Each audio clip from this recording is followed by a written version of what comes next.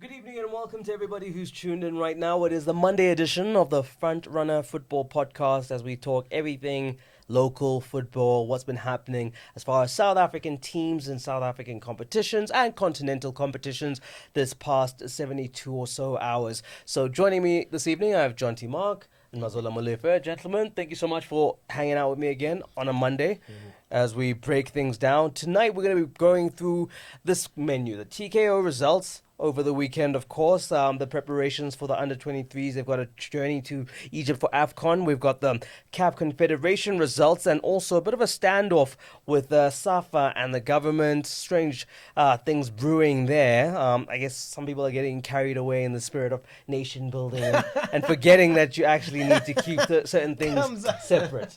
Right? Look, we'll touch on it later. I think the intention is good, but I understand where SAFA are coming from with this one on the attitude where they've said, listen, guys, we're water and oil. We don't mix. And if we do, it must be at our behest. Because we all know how, government interference and FIFA and soccer bodies, they don't mix. But we'll touch on that later. And then also look at the status of all the DCs that are happening with the various coaches. Benni McCarthy is involved in there. Obviously, the news breaking today that he's been terminated. Midnight. I wanted midnight. to see the tweet to see if it was like from Skydance Productions because there's a new Terminator movie on the way.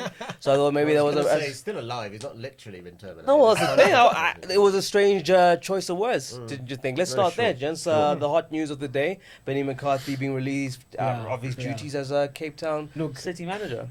I enjoyed John T's tweet earlier today when he was saying it's quite refreshing to see a club in its statement to come out and say, dude has been pretty poor, so he must go. He must wait for someone make way for someone with fresh ideas. What is it? Three wins in 18 matches. 2 in 18. Two. It's two. It's not. It doesn't make for good reading at all. That's as bad as Rulani. Anyway. Gosh. I just think that my point of my tweet was that it's so politically correct that when coaches leave. I mean, the coach gets fired and it's like always by mutual consent. Right. And it never is. I mean, Yes, it's we not always like, see it coming, There's this 50-50 thing where the coach and the club are both like in agreement. And it's the funny thing saying, is... listen, best you jump this shit before we push you. The funny thing we'll with push that you as anyway. well, now you can say he's been sacked because that's what the club says. Because I remember when Supersport parted ways with Eric Tinkler, I wrote in my story that he was sacked, and Eric's agent was fuming that I used the word sacked. As opposed to mutual. As opposed to mutual termination, whatever. Call it what it is. I mean, results at the time were very poor. Yeah, exactly. And Supersport said, this is not the man to lead us forward. He must go. And most times, coaches always think they can rescue the situation. Yeah. Unless you're the machine who's going to go on live TV and tell you that, listen, I I'm can't done rescue here. the situation. Yeah, I can't do anything. But most coaches essentially believe that I can turn it around given enough time, which doesn't go well with the club's intentions at that time. Yeah, I agree. I totally agree. I saw you nodding. 110%. I'm probably supposed to add more than that. It's okay. I think Benny did a good job for 2 seasons. They won the MTN8, obviously, and they got to another cup final, I think, and they finished like 5th and 4th in the league. Yeah. But this season was a bit of a monumental disaster up to now. They got knocked out of their defence of the MTN8 ended in the first round. They lost at Polokwane City. They got knocked out on penalties in the Telkom knockout by Chiefs, and they had won 1 league game, and that was against Stellenbosch when Stellenbosch was still finding their feet a little bit in the top flight. But that was the only game I think this season that they kept a clean sheet in as well. Okay, well, like it's They haven't strange. done- Last hasn't week been a they good got him as season. defender, right? He'd been crying out for one. Well, did they get it for him? Yeah, The Greek chap? Well, yeah. Well, you wonder now whether John had been, but look, I think it just even though like we were talking just before we we went live that there had been indications that all is not well. I mean, both Benny's public outcry about transfers and whatever, and just even behind the scenes, they were not really seeing eye to eye. Though John did come out to say, I've offered him a 3-year contract. Right. I'm waiting for him to sign it. So how in a space of, I mean, when was their last game? Not this past Friday, the other Friday when they lost to Maritzburg United. Then you wait a week and a few days to decide to make an announcement at midnight that the coach is going. So how did we have such a breakdown in a week in relations, sure. you know? And also, you've just signed the Greek defender whose name I still can't pronounce. You would assume that finally, you know, John is addressing the problems with the centre backs and I guess look, someone would argue that those were technical needs anyway. Yes, that regardless whether coach who the coach is, you need to get a good centre back. Yeah. Exactly. So that but might also, be I think Mazzola's point is a good one in the sense that also they're playing Polokwane City on Wednesday, right? Yeah. And then it's an international break. Yeah. Why wait? Why not why- wait? Why not wait? I think Why we not all wait thought for of the God. international break? It reminded us of a certain non-World Cup winning president who would do these things in the middle of the night. World Cup president. I'm just saying. Yeah. There's one. Yeah, exactly. You know exactly who I meant when I Well, said that. Motlante also. I think. He was acting. He was an acting. Lifting tenders and not trophies. Oh my goodness, you took it there. So lastly though on the story, just to say that they're already looking at a new coach at Cape Town City. I think so. And we you know, we had a story earlier today as well that they're trying to go Dutch. You know, I can't pronounce the name properly, but That gentleman, That- a Dutch tactician. that gentleman, Yes. Jan Olde Reckering, Okay. you know, the tongue Rolls twister. off the tongue. Maybe they're trying to go Dutch, you know. I don't know what the influence is there. You know, I haven't yet quite checked his track record, but it looks like that's the front runner for the job. There's been mention of Mohsin Etugal as well, but look, if Cape Town City were to hire Mohsin Etugal, I'm done with football. Wow. I'm done God, with that's a football. harsh statement. That is hey? I'm done with football. Yo. Oh, okay. Guys, you have proof, huh? In some weird way that ends up happening. I don't We'll have to come back and see Mazola know. about that. I'll never do this podcast again. If you don't hear him next week, then we're sorry, but Mission Ertugal's the new Cape Town City coach. Man. Okay, so that's the hot news of the day around Benni McCarthy now having to kick his heels on the side. You know, some reckon that maybe he now is available to take on a job at a club where he had a quite impressive cameo and helped them when he did play for them in Orlando Pirates. Who knows? One man who will have something to say about that, of course, is the man who loves his Da Vinci and Picasso and conflates them to a certain extent. But let's So speak confused by about that quote. I'm still confused. by it. we're gonna unpack it. The big results, I guess, you know, or the big match was that derby, 2-2, Chiefs versus Pirates. Chiefs are through. Was it not Pablo Escobar who painted the Mona Lisa? No, wasn't Pablo Escobar. He's a Wrong gangster. Pablo. Wrong Pablo. Yeah. Wrong Pablo. Wrong time. Colombian drug Wrong dealer. side, wrong side of the law as well. Wrong Someone's side been of the watching law. too much Narcos on Yeah, no, Netflix. definitely binging on the weekend. Yeah, man. So overall thoughts on the encounter? I mean, I thought, it was. Again, the refereeing was a shambles on many levels, which spoiled the game a bit. I mean, Lorch stamped on Billiat. Yeah. I should have been off Red the card. field. Nurkovic, okay, it's a marginal decision. It was Yeah, that one was onside. tricky. Yeah. You know, that's what VAR's really been brought in for. I just saw Mazzola raise his eyebrows. I'm not sure. Maybe he doesn't think it was marginal. No, I think it I'm was just- marginal. Yeah, I'm just thinking about the referee's performance in my head. I'm just replaying it. Yeah. There was that. Then there was the fact that Akpay hauled back Mabasa, who that should have been potentially a red card and a penalty. That one looked a bit Yeah. soft to me Yeah, because yeah. you could argue that was he as in much control of the ball as the one we had seen earlier, where there was a player in Zuma. No, Billiat, when he picked the pockets and got pulled down. And there was that, right? Before the second yellow. Yeah. So that one, you can argue that he had control of the ball, and then some are arguing that in the instance with Akpay, there wasn't as much control of the ball. Okay. So, I mean, I grant you that's just one of the The launch theories, decision though was pivotal. Could Yeah. have been pivotal in the game. I mean, No, Chiefs sure. ended up winning. for sure. First he fouls Billiat from behind, then he stamps on him, then he pushes him in the face. And then he It's about three. hits that Should've long one ball. yellow card and two Should've red walked, cards. should've Yeah, walked, yeah. he should have walked. And then he hits the long ball that starts the transition for the goal. Yeah. You know, so it's one of those things where which then He brings sets me- up the goal. Yeah, yeah. He set up the Yeah. goal. He Yeah. sets up the goal. Yeah. Yes.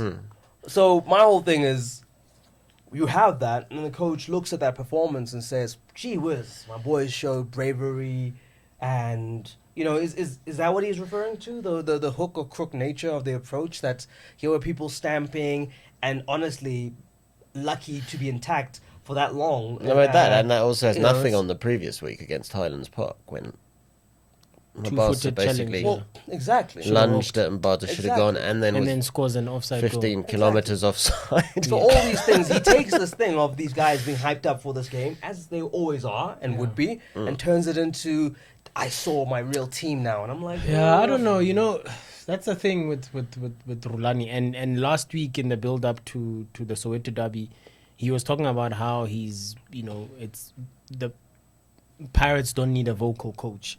They need to do the job on the pitch. But he's been more vocal than ever now, even after that statement. I understand, obviously, maybe he was emotionally charged after the derby, because the derby will do that to you. And give credit where it's due. To play 45 minutes plus 30 minutes of extra time with 10 men and still run Chiefs very close. Right. On, No, they did. very, They fought very well. well on the edge of maybe even going all the way to win it. Right. You have to give them credit for that. But and it's not just isolated to his post-match comments after the Soweto derby, but even before that, Highlands Park, Stellenbosch, you know, he talks about how, you know, the character, they're brave and whatever. The fact is, and I was dragged on social media for 2 days when I made this point, that he's won 3 wins in 11 matches. Yeah, I saw that. I saw You he know, got dragged. and I was dragged for 2 days for stating facts. But here's the thing. I think, I don't know if it's some type of hoping for a mental thing to do with the players in the dressing room when they hear him say that, because they've not really been that good. Right. You know, he's been talking about how they've dominated. Last week after Highlands Park, he said, we've dominated every game we've played in. You know, we've had... we have huge amounts of ball possession. Against Stellenbosch, we lost 1-0, but we had 32 shots. How many of them were on target? Exactly. You know, Exactly. so you look at those things, but he's just hyping it all up. But from if you're looking outside, looking in, then you start to wonder, is he doing it for the cameras, for the players to then think? Because the reality is, what he's saying and looking at the facts, Yeah. they don't really Right. Add up. hand Yeah. in hand. It's not. Sure. It's not. They've not dominated every game. They've not been better than the opposition in every single game that in the 11 games that he's been in charge of. So in fact, we've been decrying that it's a shadow of the yes, Pirate side. for that we weeks know. we've been talking here about the fact that it's a shadow of the Pirates team that we know. He's dismantled it. He's chopped and changed. So that's a thing. So maybe he's just doing it so that when the deflect. players hear it, they get all inspired and they fight for him. But I will give him that. In the Soweto derby, I mean, Pirates were incredible, especially sure. after going. But I feel a like man that's a down, but- game. Yeah, that, exactly. That would bring that out of them. Absolutely, it's a Soweto. It's a nature of the Soweto Because derby. it's like if you take that approach to every game, then you should be lifting the title, right? Absolutely. Which tends not to happen. The disconnect is like, for this one day, everyone Yeah. comes and plays at their maximum. And then, you can say it's great, but you must show that kind of, approach to every team you go against. Yeah. For No, you must. Rulani, especially. At Yeah, this I time. mean, then I don't know. There's a sense that he's kind of talking them up almost. It's a confidence building tactic almost. He doesn't want to admit, he doesn't want to be negative, which Sure. is fair enough. He Yeah. wants to focus on the positives, and there are. I saw a quote from him today. I was saying, they are improving, and sort of if you can't see that, then you don't know what you're talking about. Yeah. Not quite so impolitely. Sort of like they have won. They beat. Yeah, he was they did beat defiant Highlands Park. They almost, did yeah. beat Stellenbosch. They took Chiefs to penalties. Yeah. So he he was talks- sort of quite defiant. Talks about an upward Yeah, he says trajectory he of- can from see, the he can front see an upward trajectory and in doesn't the previous understand 5 games. Yeah. sort of why other people can't or why anyone can't. Well, if you're a Pirates fan, let us know. I mean, I'd be honestly, I'd be eager to they've find got- out. I mean, if you're a Pirates fan listening to this and thinking, yes, he's right, then please help us out The because thing is, at Maritzburg tomorrow, right? Yeah. And then Maritzburg I can see an upward trajectory. I'm not so sure with Pirates. That is on point. You're right. It's more evident with Eric Tinkler than it is right now with Rulani. You're right. Absolutely. You're right. And it's, but let's see. Maybe tomorrow will be the aha moment for the rest of us. Against Maritzburg. Yeah. A fast improving Maritzburg At that point. But let's not take away from Kaiser Chiefs. They also were full value for their performance. They did to get scared into their place at times by the aggression and the hunger shown by Pirates to still want to be part of that encounter. They were able to kind of, and it was weird because it's usually when after the goal, when you think the momentum was the Chiefs, and now you've got that extra man, you can make it count. Yeah. And they couldn't seem to do that, And then in the end, after a good performance, it was Akpe who also delivers, and you just see a cohesive Chiefs project. Kind of get it over the line. Yeah, look, I mean, last year this time, I think Solinas obviously was still in charge, then was fired in December. Made end up replacing him, but even then you could see that Ernst was struggling to put the team together. And after the game, he talked about how the plan had been clear from the 18th of May, which is when they lost that Nedbank Cup final to a lower division side in TX Galaxy. That the targets were to get rid of the dead wood and bring in a couple of players, not too many, that will make an impact. And I think that's been there. And we sometimes sit here and moan about Ernst, how he conducts himself in his post-match press conferences or any interaction with the press, that he's aggressive, whatever. But funny enough, I think the team is starting to mirror the coach. They fight, they're aggressive, they have that never say die attitude. And they do it on the field now. It's not just talking, whatever. And Ernst is brave also. He's not afraid to change tactic. He can replace. He made a replacement at halftime. Yes, of course. Halftime. He sits there. He's looking. Things are not going my way. Willard is not doing what I want him to do. Come out, Dumisani Zuma, and you could see Dumi when he came on, lifted the team almost immediately. Sure. Their ball retention was better. Opportunities created much better. So I think if Chiefs continue to play like that, and I have a feeling that they will, because now. I mean, there's no way you just suddenly sort of drop off unless something happens behind the scenes. Right. But if they continue this way and the results keep coming, they only grow in confidence. You've got a Castro who's reborn. You've got a Nukovic who's just showing that he's a revelation. You've got Kama, talent. His talent. He's not at his best though. I think his work rate is beginning to match his talent. Okay. It's not at his best. We've seen Kama better, scoring goals. He still misses a lot. I mean, but there's hope. I mean, it's it's a long season. Yeah, it's a long season. You still have a Kambole who is yet to find his feet. But I remember when Augustine Mulenga and Justin Shonga arrived in SA, they only really started to prove their worth in January when they had adjusted to their surroundings and the league and began to understand how the team plays. And I think Chiefs, Karen Bakas could be back, I think, for the second Soweto derby on Saturday, and so they'll be stronger again. Whereas Rulani, probably now because of the red card, obviously that means he has to have a new right back. Right. And Lodge is suspended because he got his the fourth yellow card, 1 match suspension. So he's at least gonna make 2 changes.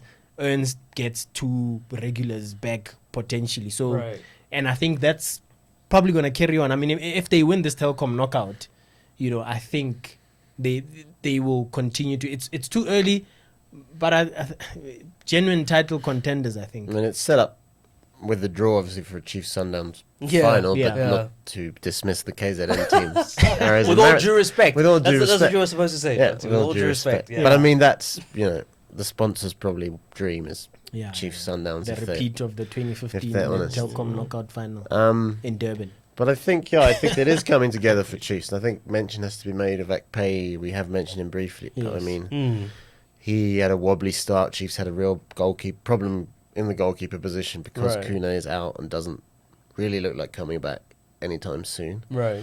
And Akpe, in the penalty shootouts, even in the game, he's just really showing his worth. Yeah. And he is very experienced, Nigerian international, and he's even back in the Nigeria squad, I think, now for the upcoming AFCON qualifiers. So it's credit to him for getting his head down and just doing the job for Chiefs, which is it's a position they really needed a good player in with Kune out. For sure. And I mean, it was one of those where I think he was also a bit of an unknown entity going into that penalty shootout. You didn't know whether is he going to be solid, and sometimes some keepers you just hope that the players are the ones that miss, but then some keepers are the ones you say he's going to get it because he knows what he's doing, and Akpe proved that. I've done my homework and I know certain things.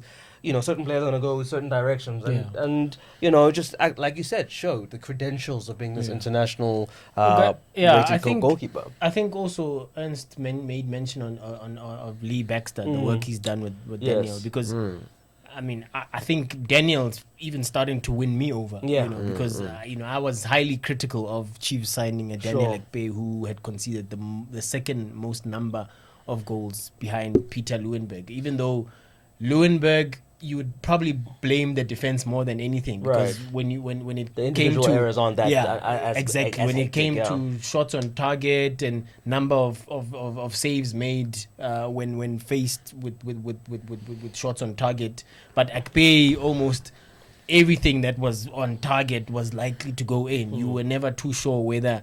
It felt like a panic buy. But growing in confidence, going to the AFCON. Going all the way to the final with Nigeria in the AFCON, and keeping his head above water, facing criticism from media, from fans, possibly even doubts from his own teammates, given some of the errors, and obviously with Virgil Freeze also having his contract terminated, and then he's come from that, and he's you like Kunehu. Yeah, exactly. And he's plugged the gap nicely. But you're right. It goes to show the difference, though, in coaching. Absolutely. Because now, he moves to a team where someone can help him iron out those kinks, and you can actually see the benefit of it. Because, I'm sure the changes most times when you're dealing with a professional player are very incremental. You can't see it on the pitch as much because these are things that they should have down pat. But with a goalkeeper like Daniel, it's there for all of us to see. And that's true. Remember when Reina Denkelake left Chiefs, you could see almost immediately that they'd lost, an influential figure for the goalkeepers. You could see that Kune was no longer at his best again and whatever. It took a bit of time, and eventually Lee Baxter came in and it sort of plugged the gap as well. And that's why Ernst was paying tribute to Lee Baxter, the work that he's done with Daniel Akpe. Okay, well, there you go. That was the Soweto Derby in the Telkom knockout, played down in KZN. Chiefs were through to the next round, of course, and they're joined by the likes of Maritzburg, who won their game against Highlands Park. Highlands, going into that one, they made 7 changes for the game. Obviously, we speak about them being a well-drilled side, but they also have to, tweak and be able to just regenerate the side. And you could argue that because there's none of that cohesion of playing with the same players the whole time, that it worked against them in this game with Maritzburg. Yeah, look, I think for me, Maritzburg, and I've always said, Eric Tinkler's work rate, it started slowly, and I had a feeling that perhaps they didn't replace your Makaringes and Ndlovu with the right type of players. But I think those players are coming into their own. Dylan Klassen. Kutumela's starting to play. Kutumela's starting to play. You're starting to see the Kutumela that was banging goals at Baroka. Why Pirates had signed him. He's doing exactly that. They still got Jeremy Brokey, although he's struggling. But you always think of the potential thereof, and you think it could change. Only a game away, So now, they're starting to win. I think they pose a serious threat for Orlando Pirates. When is it? Tomorrow night. Eric also wants to keep moving up the table. The confidence is there, and they've got a brilliant goalkeeper in Richard Ofori. One of the best for me in the league at the moment. It's not a surprise that at some point he was also wanted by the same Orlando Pirates as well. So it's going to be a tough game, and credit to Maritzburg also for reaching the last 4 of the Telkom knockout. You know, Eric has won this cup competition before with Cape Town City in his first couple of months there. In fact, first couple of months after the club was sort of formed or established or whatever. So maybe this is a cup competition that he likes. Let's see. But you know, it has to start with Orlando Pirates, and then I think they'll have another another game just before the international break, and then after that, it's the big one against Kaizer Chiefs. So, I mean, looking at that one, though, Highlands a bit unlucky. I mean, Coach Owen DeGama after was like, yeah, we lost and we scored both goals. And, you know, he was very candid about what had happened to them. Highlands have had a good run to the MTN8 final. And exactly. Maybe it was time for them to slip out on penalties. And the 2 teams that reached the MTN8 final are out of the Right. I think that they're a fit team. They're hardworking, but like you said, they had to make some changes because you can only be so fit before you sort of collapse. No, for sure. I mean, they've been trying. And I do think that Maritzburg, like Mazola said, have really improved and deserve. And I presume they're lobbying to play their semi-final on a Friday night. They don't seem to be able to lose on a Friday night. The Friday night lights are a real thing. I've been there on many occasions, and I don't think it will be possible though, because it's immediately after the international break, so it's highly unlikely. Yeah, it's highly unlikely. I'll get that. But if I was them, I'd campaign. But I think Highlands now they can focus on, you know, playing their league games till Christmas, and then, you know. Well, that's kind of the sense that you got from Owen, was that like, listen, bruh, you know, these are nice to haves. You know, we're really just here trying to solidify and establish ourselves as a top flight team. So you know, we'll get there. It's fine. This one, we can let this one go. And I mean, he's just very realistic about it. So he's gonna go back to being a tough proposition in the league, because that's what I think they're proving they're extremely difficult to beat. I think it's also maybe down. I don't know if Owen will see it this way. It's a bit of a blessing in disguise also. You reached, you know, the final of the MTN8. You don't want to get too carried away. Yes, you didn't win it. Maybe you would have liked to still win a cup to show that, you know, something pays off from your form and you being aggressive, especially playing at home and all of that. But I think the main focus is probably, even though they finished in the top 8 the previous season, I think the main focus is still to retain their status in the because essentially all the other teams improve as well, don't they? Absolutely, so it's going to be a different proposition when you go into the new and season. Look, and I think Highlands bought very well. You know, even, you know, it's unfortunate that their hard men Makahleni got injured so early in the season, hence they had to bring Yeye in.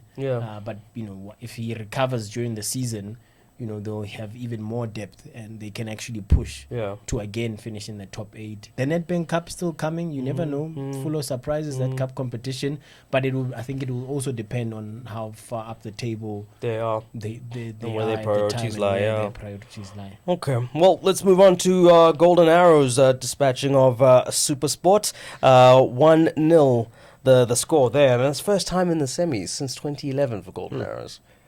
That's quite an occasion for them already. Look, I think Supersport were the better team. Yeah.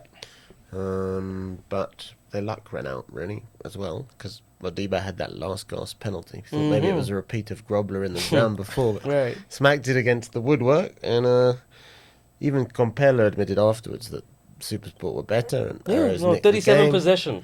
37% possession for Arrows throughout that whole game. Couldn't put the chances away. It was one of those days for Supersport. But again, maybe a bit like Highlands Park on one level, Supersport actually have the MTN8 already in the cabinet. You know, so it's not their too league bad. campaign sort of, they got not going downhill, but like sort of leveling out a bit. They need to really find some form in the league. And I know Stan Matthews, when I've spoken to before, has said they want to prioritise the league. They want to win the league again. So I mean, it may help them refocus on that. You looked at that game and they have so many scoring threats. What was surprising for me is that Grobler wasn't really at the races. Also, you have to wonder, has there been enough rotation? I mean, Grobler has played a lot of games alongside Gabuza as well. It's pretty much been the same team for quite a while now, and they've excuse me, they've fortunately not had injuries like your Orlando Pirates and Kaizer Chiefs, Cape Town City, Mamelodi Sundowns. They've not had a hospital ward, you know. But at the same time, maybe a little bit of fatigue. I mean, let's remember, you know, I think they might have the average age in the Super Sport squad might be among the highest in the PSL, because they've got a lot of 31-year-olds, 32-year-olds, and you know, I mean, they are striking pair alone of Gabuza and Grobla. I think it's 31 and 32 respectively, you know. So, you know, you need some rotation there, and I think even when they did that against Celtic, they had some young players, you know, Yomukwenas, Mbules, Jamie Weber and whatever.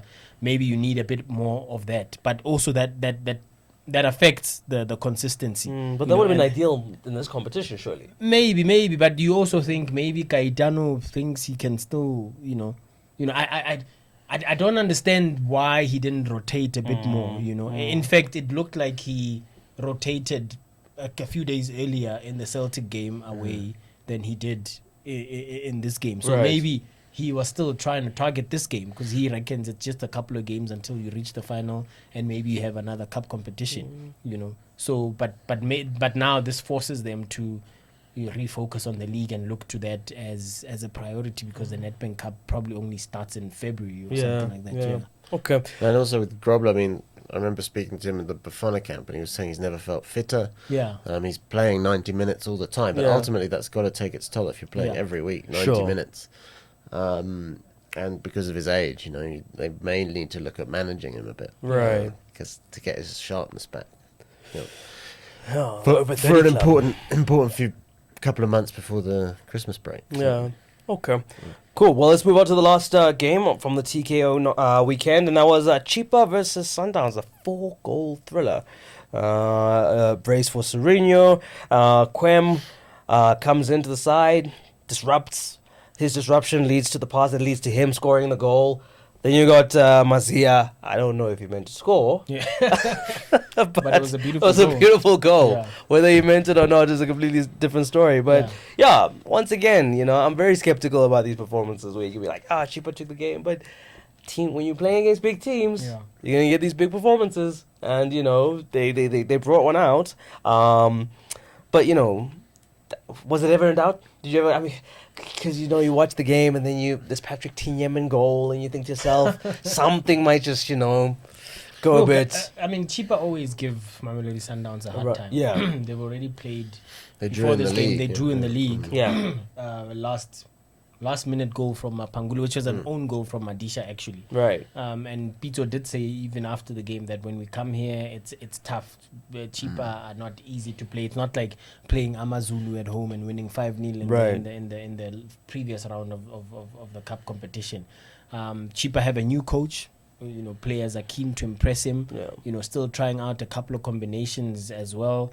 You know, look, I don't think Chipa were that good. You know, I don't think if they had beaten Sundowns, I don't know if it would have been a true reflection of the game, of the game and its outcome. You know, I think Sundowns for most of the game were superior. Right. You know, even their tactics when they brought on Pagamani to trouble the fullbacks, I think one or two of them were already on yellow cards, and their intention was just to go at them, to be able to force, which eventually happened because it forced a penalty, which was converted by Sereno. But I think, you know, I expected Afonso to shine a little bit more. You know, his first official start.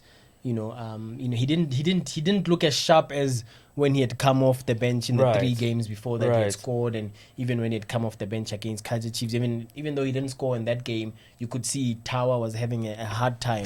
Containing him. But you know, I think the Chipa back four, especially central defenders, they had it easy. I don't think Afonso was as, you know, maybe it was the weather. I don't know. First time playing in PE, or I don't know what the conditions were like there, but it looked like it was very cold. But I would have expected him to be a lot more, you know, imposing. You know, but I don't. Maybe because of the track record between the two clubs, maybe you think Chipa might do something, because also in the Nedbank Cup earlier last season they were the ones to knock out Mamelodi Sundowns. But just on paper, looking at the starting lineups and just the form Mamelodi Sundowns were in, despite losing to Chiefs, their first defeat of the season. You know, I didn't think they would struggle, and they fielded a strong team. Dennis Onyango was also back. Yeah. Do you think they've shaken off the Chiefs blip Yeah, I because don't I mean think they were that bad against Chiefs as well. I think they were all right. And the they thing is, lost, up but- until that game, John T, they'd always been the first to score Yeah. in a game. Mm. Then that happens against Chiefs that they don't, and then again against No, Chiefs. sure. So you wonder if it. But I don't think there's too much need to worry for Sundowns. Yeah. They've got a huge squad, and I mean, you know, look, let's be clear. We set them against a very high bar. They're, So their concern could be fixture build up with this weird format of the Champions League, with them playing basically over Christmas, and having to now continue in the Telkom knockout, play league games. But I just think that they've got the squad to do it, and that they'll be fine. And that I know they lost to Chiefs, but again, it wasn't an awful performance or anything like that. It was just Chiefs took their chances and Sundowns didn't. right. And Chiefs are proving that they're one of the best teams in the country this season, and they're going to be right up there in the title race. So I think Sundowns, in the sense they needed that win just to sort of psychologically, I think they needed to just get the penalty shootout win done, and they did. They did that. Because now they can look forward to this week's game and move positively on from the Chiefs game, sort of get over it mentally. But I don't think there's a huge problem with Sundowns. I mean, obviously you can look at the fact they conceded 4 goals in 2 games, but I think Pizzo will find a way to sort that out pretty quickly as well. No, for sure. Okay, well, there we go. I guess it's wrapped up as far as the TKO is concerned. It's going to be an interesting last 4 with many pegging, like we said earlier, that it's going to be a Chiefs Sundowns final. But, I don't know. Anything can happen. Anything can happen. KZN Derby. Baroque Yeah, it FC could be. won it last season. Yeah, there we go. So nothing set in stone yet. As we now just have a look at what happened with the CAF Confederation Results. Wits rather convincingly. Songa. An 8-1 aggregate victory overall, 6-0 on the night. I mean, it's strange because this is a team that a couple of months ago were saying don't seem to be bothered about this thing. Then here they go. Look at it this way. Out of the MTN 8, out of the Telkom knockout, right. The Nedbank Cup is It's next year only. next year only. League title, yes, they I think they will be contenders. They are well rested. Right. I'm just kidding. I think they will be genuine title contenders, but with the way Chiefs are playing, Sundowns reigning champions, having won it 4 times in 6 years, you always think you can't put all your eggs in that one basket, which is funny enough, with them saying they're not taking CAF competition seriously, particularly the Confed Cup. In a sense, it was them doing that they are focusing on the league or maybe domestic cup competitions. Right. Now they're already out of the first 2, and the league is a marathon. You only really know much later if you're in it or not. So why not? And I think Velile, when he was here last week, mentioned this, that you look at Bidvest Vets and the owners now. Obviously, Jose is stepped aside as CEO. Yes. The owners, it's from what we've been hearing, it sounds like they want to position themselves in Africa, because we know also Bidvest has as a multinational, it has lots interests of elsewhere around the world or on the continent, and maybe this is a huge opportunity to do that. I mean, it came as a shock when in the first leg of this playoff, Gavin fielded a very strong squad, and now he done it again in the second leg. Those Mozambicans were didn't stand a chance. They didn't stand a chance. So they're into the group stages now, and once you're there, I mean, anything can happen, because the fact that he fielded such a strong team meant that he really wants to be in the group stages. He wants the game time. The regularity. Yeah, exactly. Because he'd been complaining about sitting on the sidelines, especially when you've been knocked out earlier the cup. International break comes and goes, and then it's a cup competition. Then you're sitting there, you're idle, you're not playing any games. He does always say he'd rather play than not play. Exactly. And now they've got a chance to play now 3 group games in December. But now his squad is going to be tested as well. Right. Does he have the depth? Does he have the quality to actually compete? Does he really want to go all the way to the quarterfinals of the Confed Cup or even win it? The way he's been fielding his starting lineup suggests that that's what he's trying to do. But and I genuinely think that he's probably trying to win a cup. I don't think you can compete now in the group stages and not try and win it. I mean, Sure. you got to give it a crack now, and it'll be interesting to see how they do, because if they can do well in December, it can set them up very nicely, because that's 3 games. I mean, the draw is on Sunday, I think, on the 10th of November. Yeah. But Wits the worry for me with Wits is, and I would ask this question to the PSL if they were here as well, why have Wits only played 6 league games? Yeah. And Sundowns have played 8, but why have Wits only played... I know that Wits had these playoffs, but why couldn't...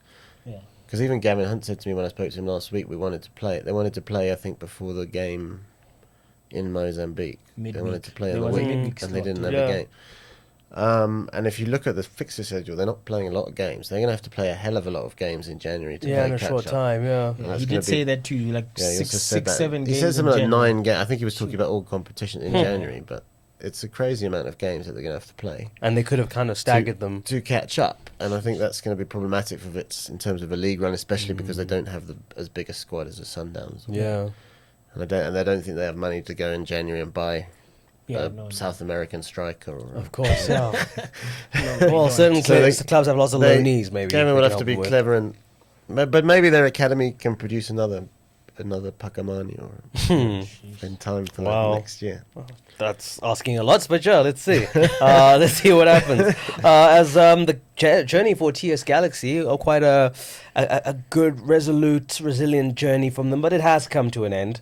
I mean, Enyimba just, did what Enyimba does because of the culture and the heritage Yeah, and these types of course. competitions, 4-1 in the end to Enyimba. But I think TS Galaxy can, pat themselves on the back. Good experience, you don't get any prizes for this, but as a company, as a brand, as a club, it's I think it's great quite a for them to milestone, get to the final qualifying round, put up a fight against the Nigerian powerhouse that is Enyimba, and just be proud of what they've achieved. Because, as Nedbank Cup winners, as an NFD side, you kind of thought, they'll probably not make it through, Yeah, the first qualifying or the second qualifying round. sure. But they've done well, and now they can focus on what's, I think the next step for them is to get promotion, obviously, to the... Yeah, they're currently 11th. And they're 11th, so they need to obviously do a bit of focus It's like on that. 3 games in hand, 10 points. Yeah, my worry is that if they had made it into the group stages, It would have been problematic. it would have been Stretched, huh? problematic for them to move up the table in the national first division. They would have been stretched, as you say. And I don't necessarily think, obviously, they have the depth for it or the experience as well. Because I think the priority must be to make it to top flight. Sure. Yes, it's good to represent the continent, to represent the country on the continent, country on the on the rest of the continent, continent, and also expand your brand as well. But when you at the risk of what, being relegated to the ABC Mutsipe League, so this now forces them obviously to concentrate on because you can go now from the highest of highest to the lowest of lowest. absolutely. I mean, it's- but it's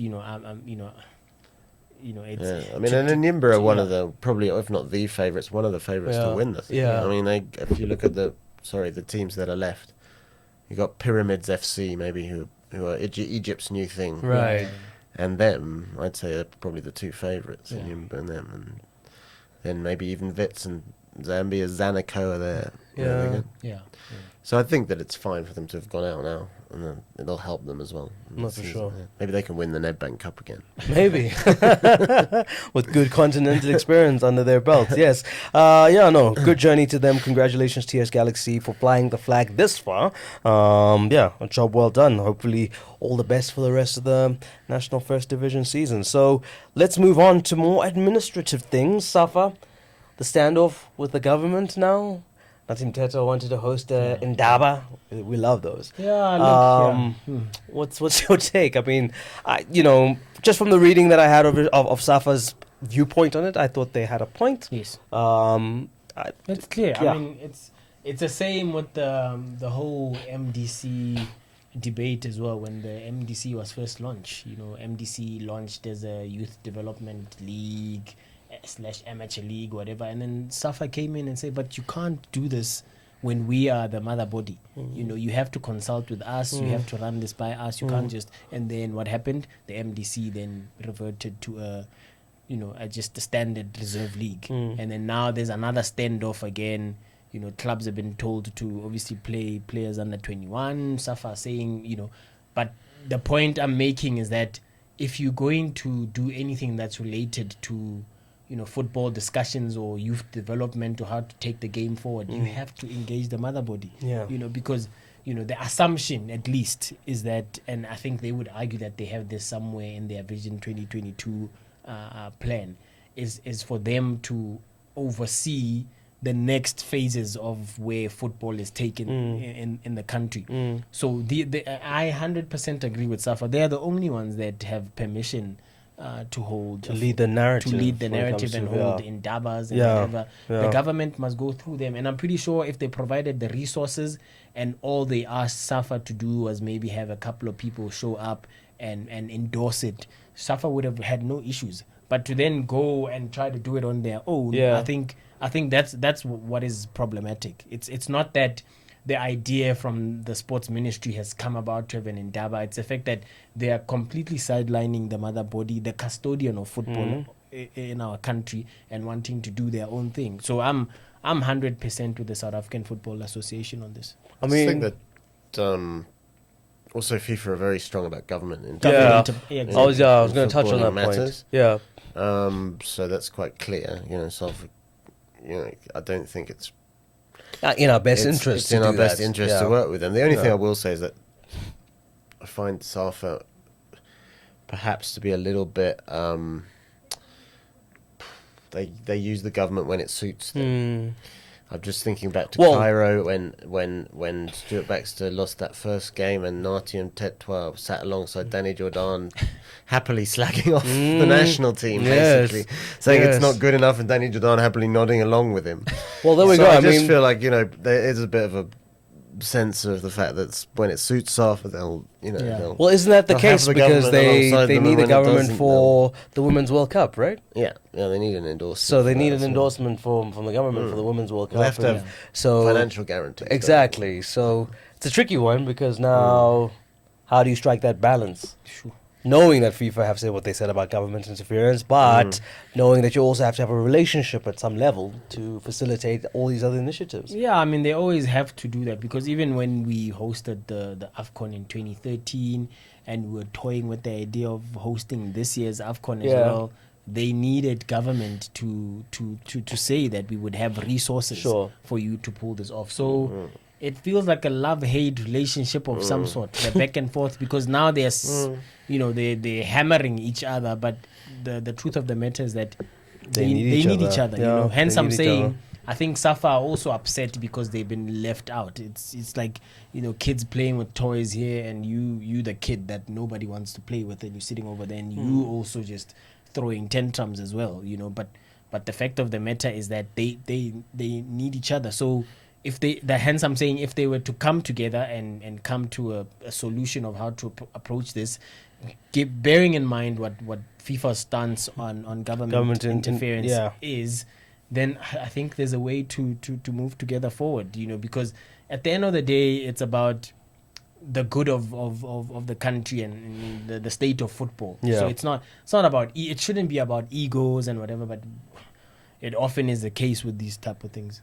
Hey, well, let's hope they can get to some sort of accord, like you say, without drawing the ire of the governing body, FIFA. As we now focus on our national teams on the last section of the show, David Notwane obviously now preparing for the under-23 AFCON. We'll have to do it, it seems like, without Pagaimani Mahlambi, who got injured yesterday. Yeah. Also, he has the whole situation of waiting for players to be released from the PSL clubs.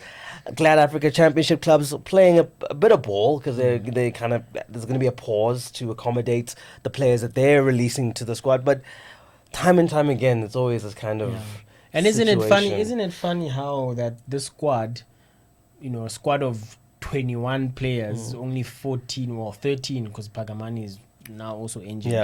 Yeah. About 14 players or 13 or 14 players leaving for Cairo, with very little fanfare. Yeah. But should they qualify for the Olympics? Yeah, I know. I mean, all the clubs are going to want their players to be in that Olympic team because European scouts and what have you, whatnot. But where's the support now when they needed to actually qualify for the tournament? So it again goes back to that, joint liaison committee, which is clearly non-existent between SAFA and the PSL. Because if how long have they known that this is a possibility? Why leave it to the last minute to try and get clubs to release players? Why not have, it's always the case. It's always a case of club versus country, But, I mean, there are some clubs that are going to play ball, even though it's much later. I mean, Mbule and Mokoena are going to join them maybe for the second match. Maybe David Notwane will be smiling that Tertius Malepe, the captain, got sent off yesterday, so he misses 2 games for Chippa, so there's no might need. as well Come through and join the national team in Egypt. But it's going to be tough. I mean, if David, I still don't know exactly which players will eventually be released apart from the Super Sport duo. Maybe will Pirates release Tabiso Munyani as well? Those type of things. If it's going to be an uphill battle for David to qualify for the Olympics, but watch. If they qualify for the Olympics, just watch the space.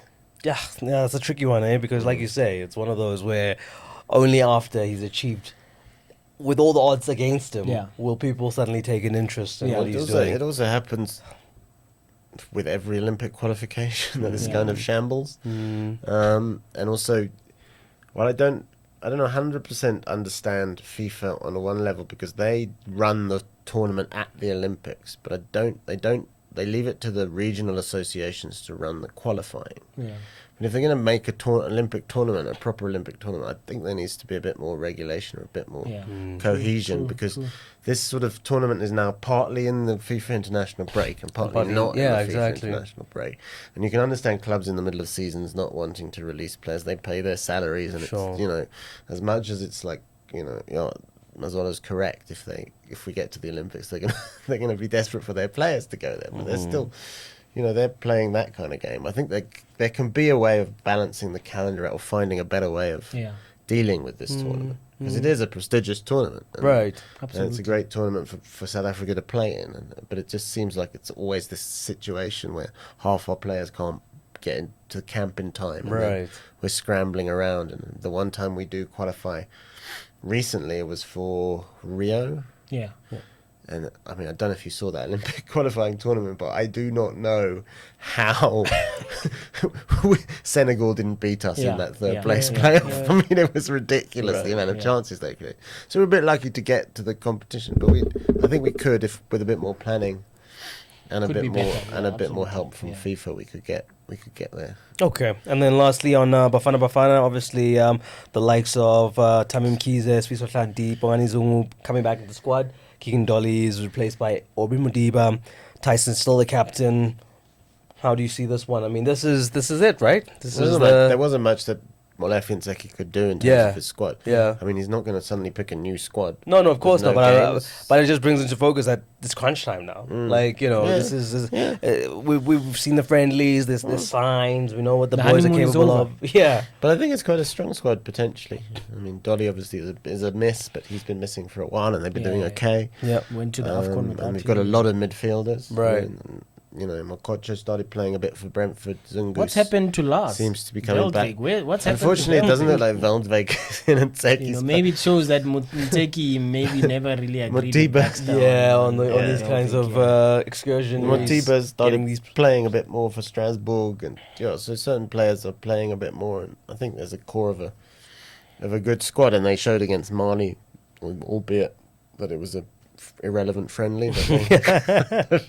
They look like they're ready for the qualifiers ahead. Obviously, the proof will be in the game against Ghana. If they get a point in that game and then beat Sudan at home, that'll be a great start.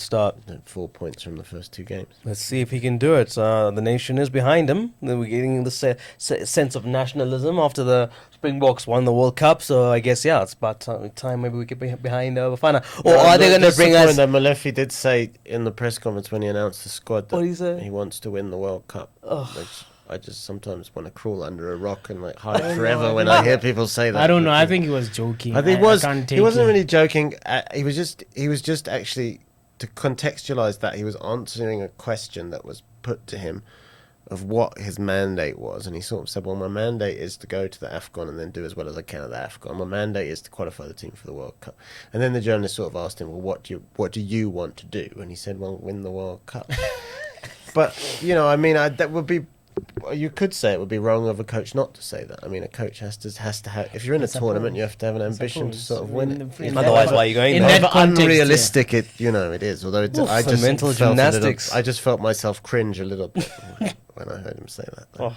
I mean, he could have been a bit more diplomatic than say, I want to win the World Cup. But, But hey, But he it wears his happened, heart I on mean, his sleeve. Shakes Mashaba before the 2015 AFCON, with his whole "I've got my bags packed for the final" comment. Oh, right. So that one happens. That Okay. they want the best, and they. Let's say he can dream. He can dream. What's the saying? Aim for the stars. If you miss, you'll land on the clouds. Or something. On that note, win gents. the AFCON first, yeah. Yeah, hey, Right, let's start there, right? Get to Let's start Cameroon. there. Yeah. To get to Cameroon. There we go. Gentlemen, thank you so much for your time. Lastly, any new stuff with the DC? It seems like these cases are just flying out now. Well, I just think The prosecutor's going to run out of ink writing to all these it's coaches. impossible to. I have sympathy with the coaches because the refereeing's been pretty atrocious. At times Cringeworthy, this yeah. season. I mean, Loan Degamas has said something about someone going to jail. A little bit over the top. Right. But I mean, it was an awful decision by that assistant ref. Yeah. So naturally, coaches are going to say something. Coaches get upset and emotional. Often you could almost say that they shouldn't really judge coaches specifically on those comments. Yeah. Immediately after a game when a SuperSport microphone is shoved in your face. Right. And, it's great for SuperSport because they get those Sound bites. Yeah, of course. But maybe let them coach cool hasn't off, had a chance to breathe. He's emotional. His team's probably just had with Owen lost the game. Yeah. So they need to be It's almost like entrapment. I don't know. And I think the main thing is that they do need to do something about the refs. I don't know what they can do because, I mean, I saw Middendorp talking about professionalizing refereeing. Yeah, but yeah. I I mean, that's been the debate for how many years now? For a long time. A long time. But I don't know unless someone's going to put some money in there. So if you don't professionalize it, there's no way you can expect the likes of VAR in our game. I mean, you gotta baby steps. You gotta do the right thing first and professionalize the referees. Oh, well, okay, well, we'll see. We'll keep an eye on all those things coming out of the PSL DC. It seems, like you say, prosecutor's going to be very, very busy over the next couple of weeks, but we'll keep you informed on the ones that kind of, rise to the surface as far as being newsworthy is concerned, because, there's quite a mix of them. Go Google. You'll have a lot of evening reading to do, as there's quite a few coming out of the PSL DC so far in the last couple of days. But on that note, thank you so much to all the people who tuned in on our first YouTube episode. We're beaming on YouTube. And to all of you, the faithful who've been on other platforms. Upward trajectory, there we go. The ones who've been on Twitter and everywhere else, thank you so much for tuning in to the Front Runner Football Podcast on Monday, the 4th of November. We'll catch you in a week's time. Until then, from myself and the two gents and everyone behind the scenes, peace.